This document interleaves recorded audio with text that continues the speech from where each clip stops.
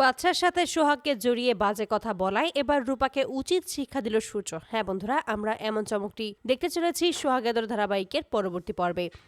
তবে তোমরা যারা এই চ্যানেলটিতে নতুন আছো তারা কিন্তু অবশ্যই চ্যানেলটি সাবস্ক্রাইব করতে ভুলো না। তো চলো বিস্তারিত জেনে আসি। মিনুর কাছ থেকে যখনই জানতে পারে সোহাগ বাড়ি কাউকে কিছু না জানিয়ে বাইরে বেরিয়ে গেছে, ঠিক তখনই এই কথাটাকে অন্যভাবে ঘুরিয়ে নেয় রূপা আর বলছে, মম, তার মানে আমার মনে হচ্ছে যে এই মেয়েটা কোনো একটা সম্পর্ক চালিয়ে যাচ্ছে ওই বাচ্চা ছেলেটার সাথে, আর এই সমস্ত কারণেই আমাদের কাউকে কিছু না বলেই বাড়ি থেকে বেরিয়ে গেছে, নয়তো ও কখনো বাইরে গেলে আমাদের সবাইকে জানিয়ে যেত। আর অপরদিকে মিনু মনে মনে বলেছে, যাক, এবার এই কথাটা অন্যভাবে উঠেছে, যেভাবেই হোক এখন আমাকে কিছু পয়সা হাতিয়ে নিতেই হবে। অপরদিকে রূপা বলেছে, মম, তুমি আর দেরি করবে না, এবার তুমি এই সমস্ত কিছু প্রমাণ জোগাড় করবে, আর এই সমস্ত কিছুই ভাইয়ের সামনে তুলে ধরবে, যেন ভাইয়া ইচ্ছে করেই ওই মেয়েটাকে নিজে থেকেই এই বাড়ি থেকে বের করে দেয়। ঠিক তখনই ময়ূরাকে বলে, একদম ঠিক কথা বলেছো, কিন্তু কিভাবে এই সমস্ত প্রমাণ জোগাড় করবো? ওই মেয়েটা যা ভোলা ভালা সাদাসিধে, সে তো কখনো এরকমটা কাজ নাও করতে পারে। রূপা তখন বলে যে, কি যে তুমি বলছো মা, ও এই কাজ নাই করতে পারে, কিন্তু আমরা তো করতে পারি। ওর আর বাচ্চার ছবি একত্রে কিছু করে এডিট করেই তো এই সমস্ত কাজ এখন করা যায়। তুমি এটা কিছুই বুঝতে পারছো না? ঠিক তখনই ময়ূরাকে বলে,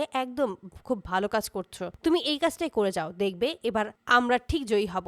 তখনই রূপা বলেছে, হ্যাঁ মম, এবার ওকে উচিত শিক্ষা আমরা দেবই। তারপর যখনই সোহাগ বাড়ি ফিরে আসে, ঠিক তখনই সোহাগের পাশে এসে দাঁড়ায় সূর্য। এতে করে তখন রূপা বলে যে, এখনই সময়, এই সুযোগ, এই সমস্ত কিছু আমাদেরকে ভাইয়ের সামনে তুলে ধরতে হবে, আর এই ছবিগুলো যে বানিয়ে আনলাম এই ছবিগুলো দেখাতে হবে। ঠিক তখনই সেই সমস্ত ছবি নিয়েই ময়ূরাক্ষী আর রূপার সামনে এসে দাঁড়ায়, এবং রূপা সোহাগের চরিত্র নিয়ে বাজে বাজে কথা বলতে থাকে। ঠিক তখনই সোহাগ বলে যে, রূপা দিদি, আপনি বিশ্বাস করুন আমি এরকম মেয়ে নই, আমি এরকম কোনো কাজ করিনি, আপনি কেন বিশ্বাস করছেন না? ঠিক তখনই রূপা বলেছে, কিভাবে বিশ্বাস করব এই সমস্ত কিছু? রূপা তখনই বলতে থাকে যে, আমরা শুধুমাত্র বিশ্বাস করিনি, আমাদের কাছে প্রমাণও রয়েছে। ঠিক তখনই ওই ছবিগুলো সূর্যের হাতে তুলে দেয়, আর তখনই বলে যে, এই দেখ ভাইয়া, এখানে সমস্ত ছবি রয়েছে, আর এর মাধ্যমে তুই বুঝতে পারবি যে সোহাগ আসলে কতটা খারাপ চরিত্রের মেয়ে। ঠিক তখনই ওই ছবিগুলো দেখেই সোহাগ চিৎকার করে বলে ওঠে, এই সমস্ত কিছু আমি নই সূর্য স্যার, আপনি বিশ্বাস করুন, এখানে আমি ছিলাম না, এই ছবিগুলো নিশ্চয়ই কেউ বানিয়েছে, আমার সাথে বাচ্চাদের এরকম কোনো সম্পর্কই নেই, আর এরকম কোনো ছবিও নেই। ঠিক তখনই সূর্য বলে যে, আমি খুব ভালোভাবেই বুঝতে পারছি যে এই সমস্ত আসলে কে করেছে। ঠিক তখনই রূপাকে করা হুঁশিয়ারি জানিয়ে দেয় যে, খবরটা দিদি ভাই, তুই আর কোনো দিনও সোহাগের ব্যাপারে এই সমস্ত কথা বলবি না, আর এরকম নকল ছবি এনে আমার সামনে তো একেবারে দেওয়ার চেষ্টা করবি না, কারণ আমি খুব ভালোভাবেই বুঝতে পারি যে কোনটা আসল ছবি আর কোনটা বানানো ছবি। তাই এই সমস্ত টেকনিক আমার উপর অ্যাপ্লাই না করলেই খুশি হব। তুই তোদের জীবন নিয়ে খুব ভালো থাক, আমি এটাই চাই। আমার জীবনে তোদেরকে ভাবতে হবে না, আমি যেভাবে আছি আমি সত্যিই খুব ভালো আছি, সুখে আছি, আমাকে আমার মতো শান্তিতে থাকতে দে।